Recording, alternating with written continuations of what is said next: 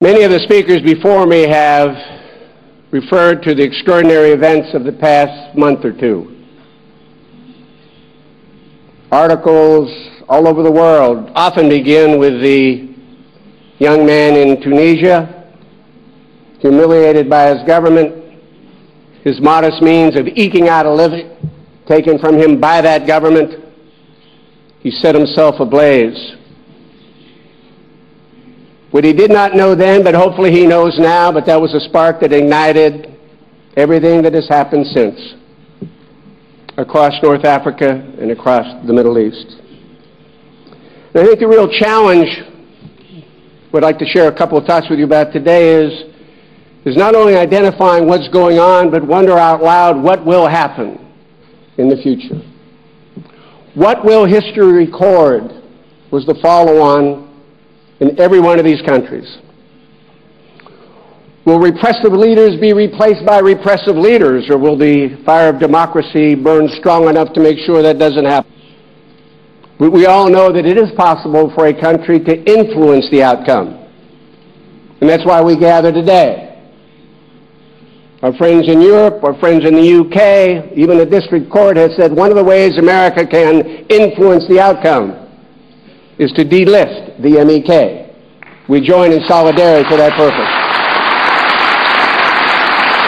Time to time, as we all are in the United States, but particularly when we see events like this unfolding around the world, the words of our own Declaration of Independence 200 plus years ago, under the yoke of tyranny, seeking freedom of expression, assembly, and religion, we founded a country, and our Declaration of Independence talked about certain truths that were self-evident, that all men are created equal, that they are endowed by their Creator with certain unalienable rights, and then among those rights are life, liberty, and the pursuit of happiness.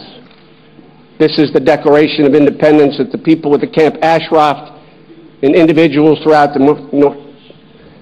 Middle East and North Africa have been saying aloud for the rest of the world to hear, and it's about time we come to their aid.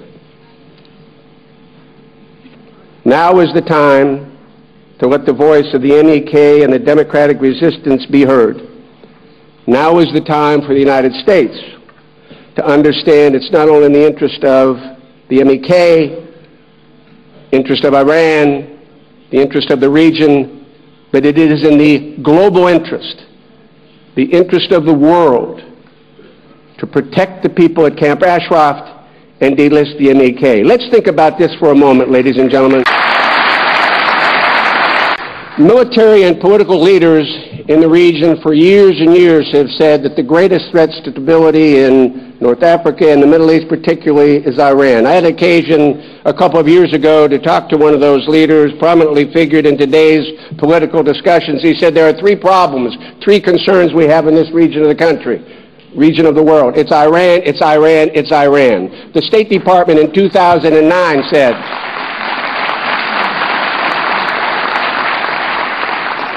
the State Department in this administration in 2009 said the most active state sponsor of terrorism in the world is Iran. No nation provides more military, political, or financial support to fundamentalists and terrorists around the world than Iran. This is a global issue, ladies and gentlemen, and the people at Camp Ashraf, the democratic resistance, are primed and prepared to help if we help them. And it's about time that we did. Let's remind ourselves that when we're talking about Iran, we're talking about Hezbollah. We're talking about arms, ammunition, unrest, and violence. We're talking about Hamas. We're talking about the Palestinian Islamic Jihad. We're talking about the assassination of a former Prime Minister of Lebanon and a successor who was sympathetic to Hezbollah. We're talking about agitation in Bahrain. Make no mistake about it, people aren't talking too much about it publicly, but does anyone in this room doubt for a single moment that the Iranian influence protagonists are not alive and well and operating throughout that region? Iran is a problem for the entire world, and the entire world must understand that. And the entire world, in my judgment, ladies and gentlemen, must understand that economic sanctions and UN resolutions just won't be enough.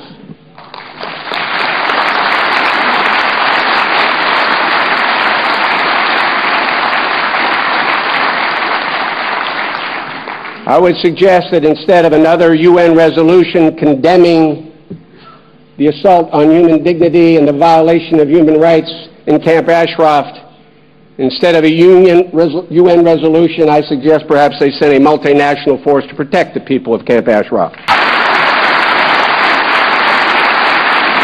For 30 years, administrations, Republican and Democrat, have tried to engage the mullahs.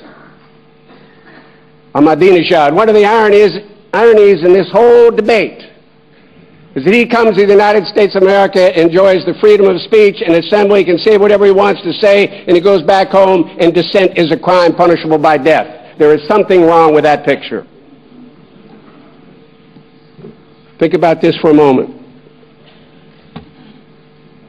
Think about this for a moment. Initially, the decision, I am told, and people in the administration have confirmed it publicly, that the MEK was put on the foreign terrorist list as a goodwill gesture. As a goodwill gesture, with the hope that the mullahs and the leadership, political leadership, could be engaged. There could be some kind of peaceful resolution, reconciliation, so that the rights of all Iranians will be respected. It's very difficult to extend goodwill to those who don't know what it means. It's difficult to reach out a hand of friendship when the other hand is in a clenched fist. It hasn't worked. It won't work. It's about time we accepted that fact.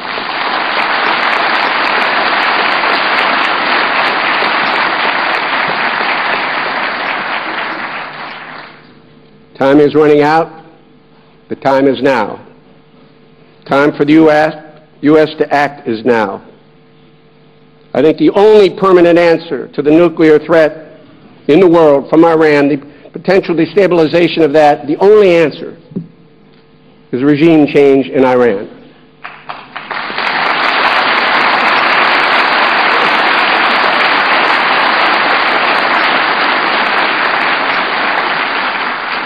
Change effected by the will of the people, by those who you should applaud, because it's exactly what should happen. As my colleagues have said,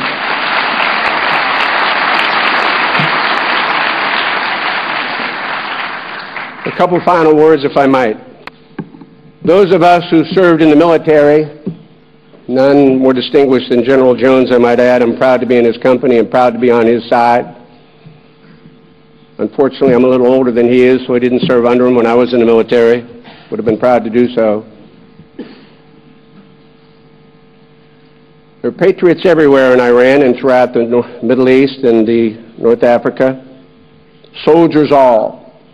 Soldiers in the march toward democracy. And we had soldiers in Iraq who accepted the weapons of the men and women in the groups in Camp Ashraf, and we provided them protection. The Geneva Convention was something that embraced them, and it was our job to provide that protection. And when our soldiers turned over the responsibility of the Iraq security forces, we got a commitment from al-Maliki's government. I think it's about time that we reminded the government, and America is in the best place to remind them, in the best country to remind them. We've lost thousands of men and women on your soil to give you the opportunity to be free, to give you the opportunity to form a self-government. It's quite ironic. We want the same thing to happen in Iran. It's about time you lived up to your obligations. You made a commitment. Keep it. Keep it. Psychological operations, the medical challenges, the violent incursions have got to stop. And frankly, ladies and gentlemen,